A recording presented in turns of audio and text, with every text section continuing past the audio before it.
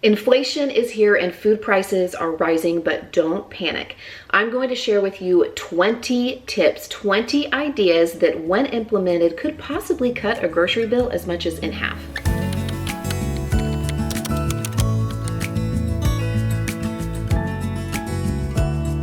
I brought a notepad along with me to my daughter's lacrosse practice last night, and I jotted down some ideas that I hope might be helpful. A lot of these are practices that I have been implementing in my own buying and cooking regimen here in the kitchen over the last few years in order to help keep costs down. A lot of these might be things that you have already thought of or are already doing, but I hope I can share at least one or two or a handful of ideas that you can implement yourself to help keep your grocery budget in check as prices are rising. And if you have any ideas that I don't share in this video, feel free to leave them in a comment below. You could be helping out me or one of my viewers who is trying to keep their household budget in check. When it comes to fresh produce, it is best to figure out what's in season because you are going to usually find the best prices and the best sales on produce that is in season.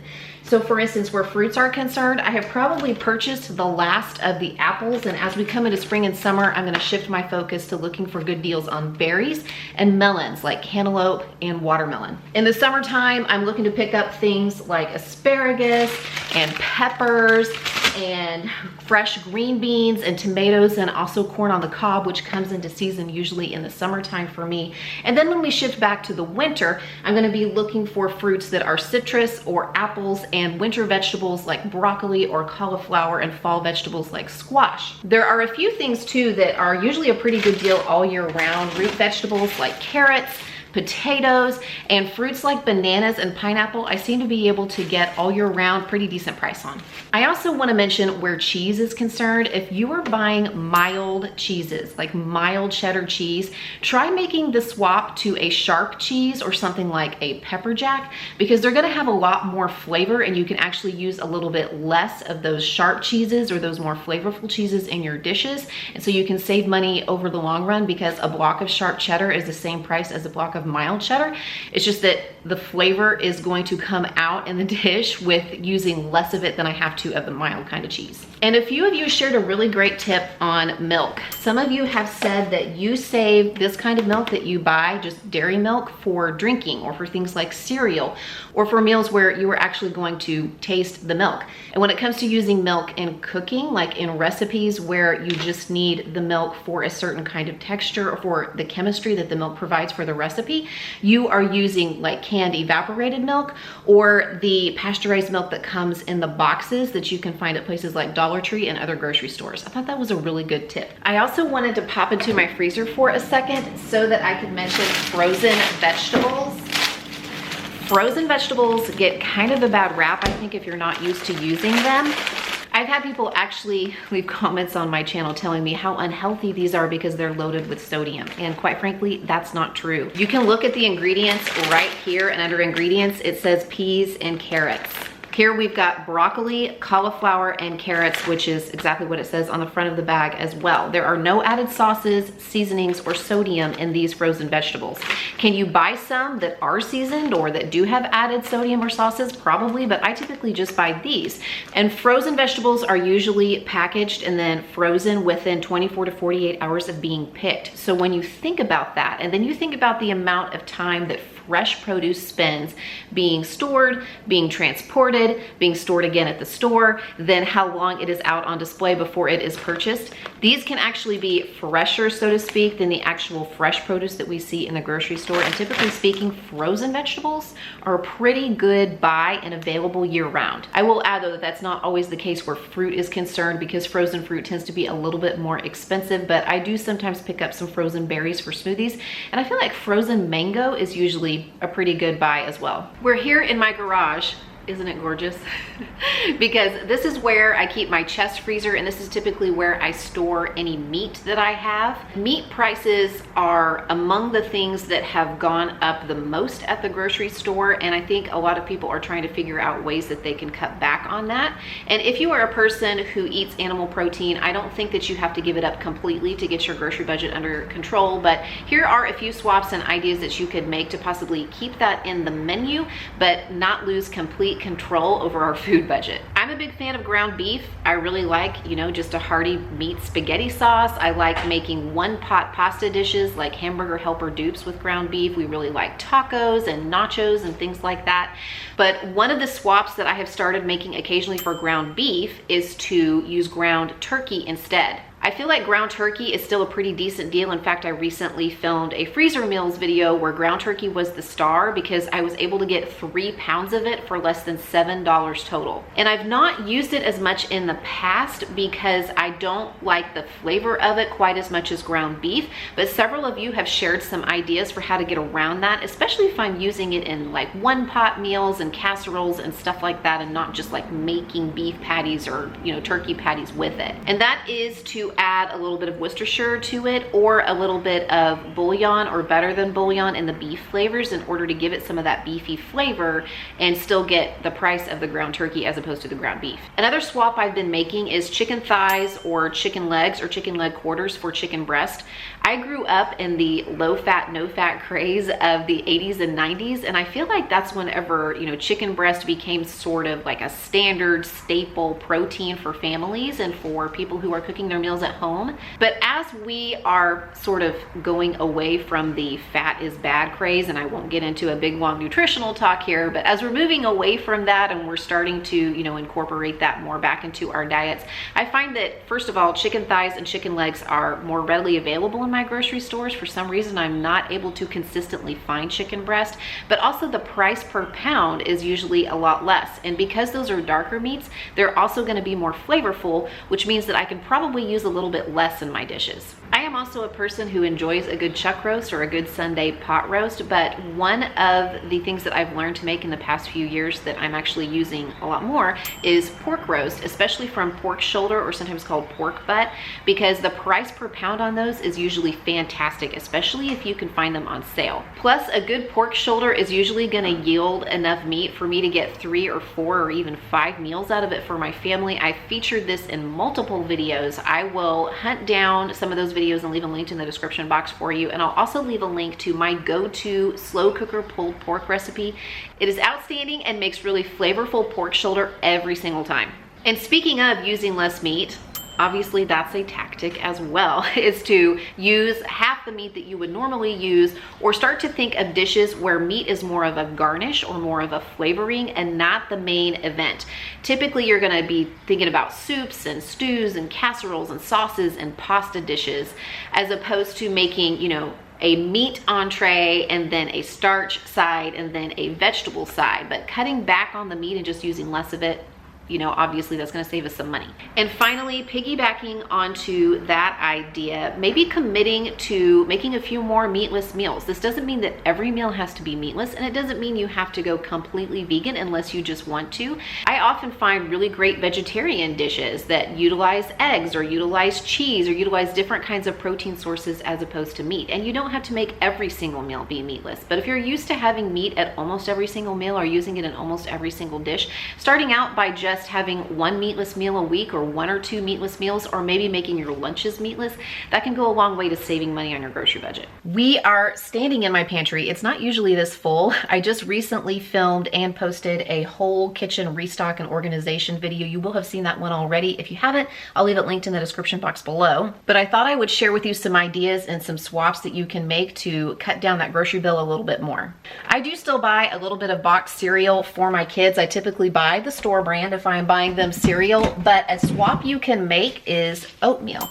And you can usually get a really great deal on oatmeal. It's so versatile. You can make overnight oats and eat it cold. You can make it in the microwave. I've even used a coffee maker to make instant oatmeal before by just running hot water through it. And the add-ins are endless. I like mine with peanut butter and banana and a little salt sprinkled on top, but different fruits, different nuts, different toppings that you have around your house. You could check out your baking shelf and see if there's any, chocolate chips or something you you want to use up, and oatmeal can stretch a really long way. It's a really great price, and if you've been buying expensive box cereal, this could be a savvy swap for you. If you are trying to jump into more scratch cooking and you are a person who eats beans a lot, learning to make beans from dry beans instead of buying them canned can be a money saver over time. And there are all different ways that you can do this. You can just Google it or peruse Pinterest, and there are all kinds of posts and instructions for how to do this on the stove, how to do it with your Instant Pot or your pressure cooker. I often will use my slow cooker, my crock pot, for cooking beans, and it's pretty easy, and you can season them however you want them.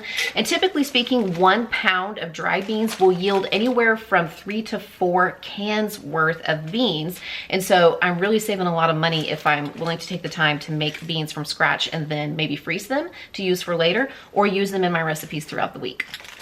If you've got kids and you are buying cookies as snacks or treats or for lunch packing, have you thought about making the switch to graham crackers? Maybe you already have, or maybe you are a person who enjoys, a good Oreo cookie, but they're getting pretty expensive, so it's gonna need to be a sometimes treat instead of something that we have every day. I used to eat graham crackers and milk growing up as a snack or as a dessert after dinner all the time. Graham crackers are pretty inexpensive. They have that same crunch and a little bit of sweetness that a cookie will have. I will also sometimes take graham crackers and put a little bit of Cool Whip in the middle of them and then freeze them in the summertime for something that's kind of like an ice cream sandwich. So that's a swap for you that could save a lot of money, because typically speaking, stores are going to have a generic brand of graham crackers, and I can usually find them pretty cheap. We're coming into summer, which means that around here, we're coming into grilling season, and we're gonna be firing up the grill to make different kinds of meals for our family. But one of the things that I have not purchased in a long time is a store-bought marinade. For one thing, I found that if I want something easy and I don't wanna take the time to make a marinade myself, I can usually buy a bottle of salad dressing, like an Italian style dressing or a balsamic dressing, for a lot less than I'm paying for something that's marketed as a marinade, and it's gonna do the same job as a marinade. And typically speaking, a lot of stores are gonna carry salad dressings in-house brands. But again, Pinterest is your friend and Google is your friend, and you might be surprised that if you do a quick search, you can find a marinade that can be pretty easy and that might use some staples like vinegar or oil and different seasonings that you have on hand already, and then you can make your own marinade and you won't have to spend the money buying one. I made a video, I don't know, a month or two back, where I shared 7 of my top grocery shopping hacks. I will leave that one linked in the description box as well. And this one comes from that, but I think it bears repeating, and I keep saying it over and over again. Make the switch to buying generic or house brands wherever you can. In my opinion, it's okay to be brand loyal to a few things. I've mentioned before that there's nothing like a Nabisco brand Oreo cookie. For me, there's nothing like Tide detergent for washing my clothes in. So being brand loyal to a few things, I think that that's okay, but I do think that making the switch to the house or generic brands is really helpful for cutting back on our grocery budget, especially if we focus on those simpler ingredients.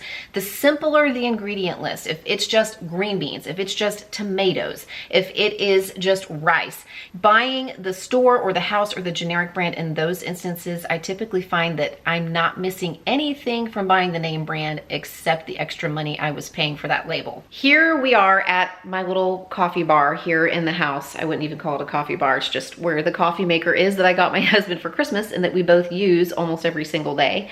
And you guys know, if you watch my channel, that I love a good cup of coffee, because I am often holding my coffee cup and even sipping from it as I'm filming videos for you guys. And a lot of you are probably already aware that making our coffee at home can save a lot of money, because those coffee house coffees can be around $5 or more before tax. But if you are already making your coffee at home and you want a few more tips for saving money on your coffee, making the switch from K-cups to ground coffee is one of the ways that we can save money. And my coffee maker actually has the ability to do both, because my husband still wants to have K-cups and I still use them from time to time, but we do have a way to brew coffee just from ground coffee. And if you don't have a coffee maker that can do that, I actually invested in just a little coffee maker from Walmart last year. It was only around $10. It just makes a few cups of coffee at a time, and I thought that it worked really well for me. I still have it in my cabinet. I've held on to it so that I can have a backup one in case this one stops working, because this mom is not going to go without coffee. I'll see if I can find that and leave it linked in the description box below.